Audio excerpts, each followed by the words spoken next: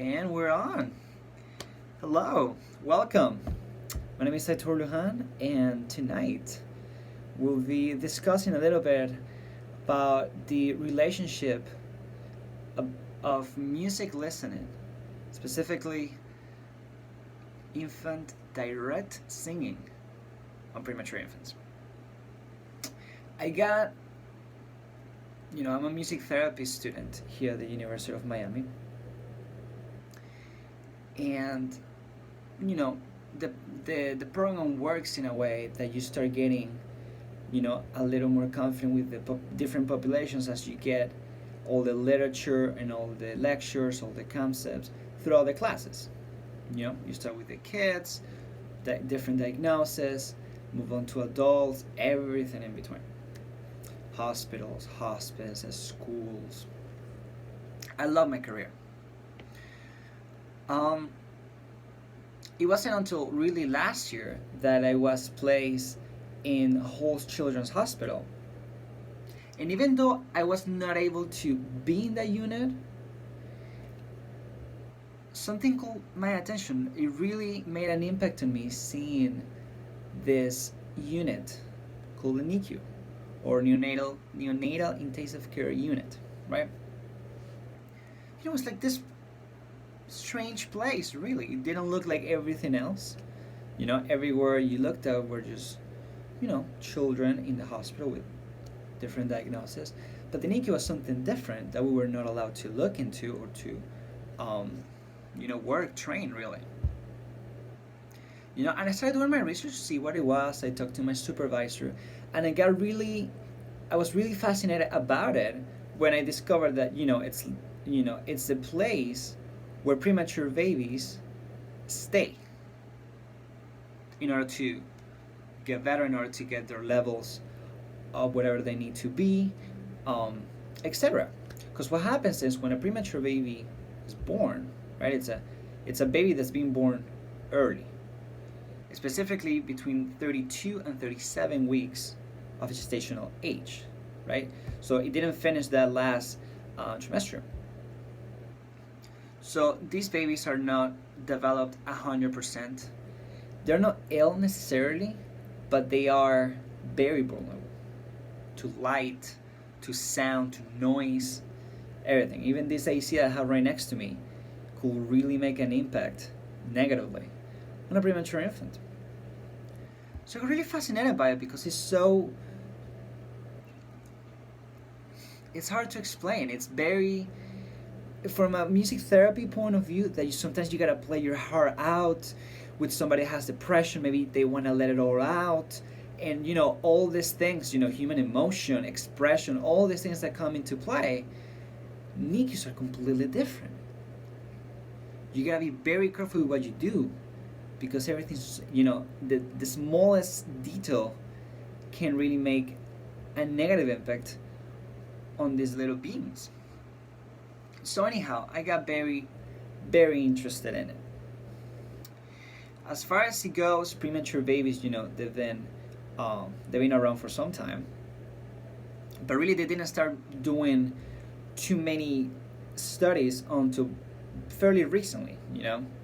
1920s is when they kind of started messing up with the idea, see what it was, see what it affected. I'm talking about music specifically, like trying to grab this element of music and see what effect it has on them. That was about 1920s. It didn't really get serious till 1950s, 1970s, which was still some really detailed experiments, really some experimental designs going on with a big group of participants, and getting some really solid data. And it goes on, and the studies get better. The machines to discover what's really going on with these very, very tiny human beings get better as the decades go by. And the research, the evidence just becomes a little better, a little more solid, a little more trustworthy.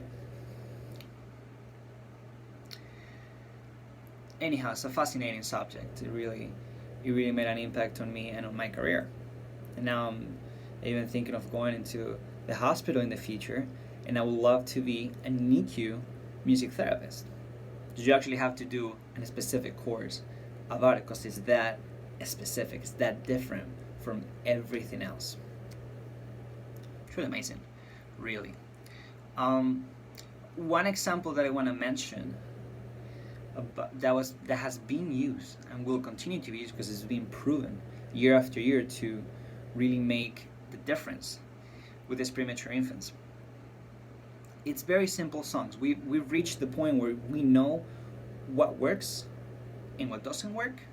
We still have a lot to find out. But for now, we know for sure that songs with simple structures, songs that only have one chord, maybe two chords, 1 to 5, and back to 1, and back to 5 again, are the ones that make a really the best outcomes with this population. Because again, these babies are very vulnerable. You're not gonna go into a NICU, connect an electric guitar, and just play some rock and roll. That's just a bad idea, right? They're just not gonna get it. It's just too much information going into their little brains. Their nervous system, it's not able to download all that information that's going on through their ears and process it, just like I would. So you get a song, very simple song like Twinkle Twinkle Little Star, Row Row Your Boat.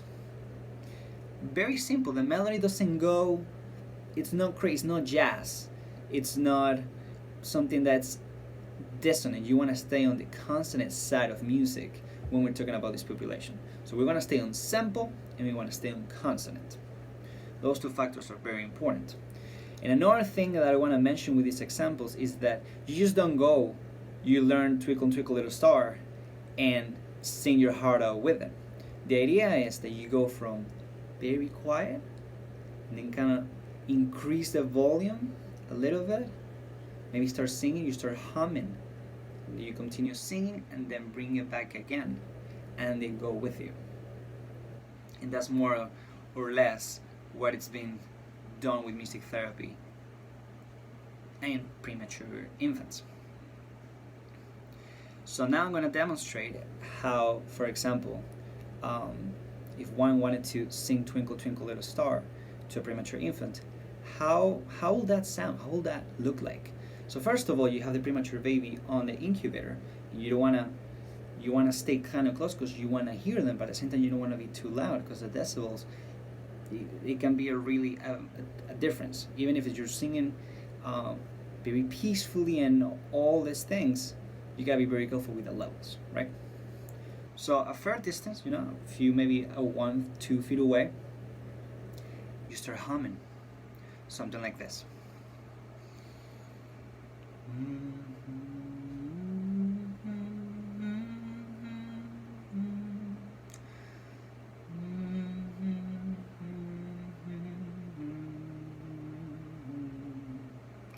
That was the main phrase. I'll maybe repeat that twice, 3 times, maybe 4, until I see that the baby's with me, and then I might start adding a little more volume to the point that I'm singing.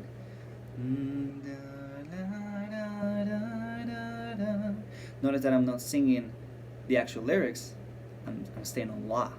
So eventually you just build it up. You keep building it up musically and then bring it back down. That's some of the examples that are being done with the population of premature infants in the NICU. Our time's up. I appreciate your time and attention. Thank you very much.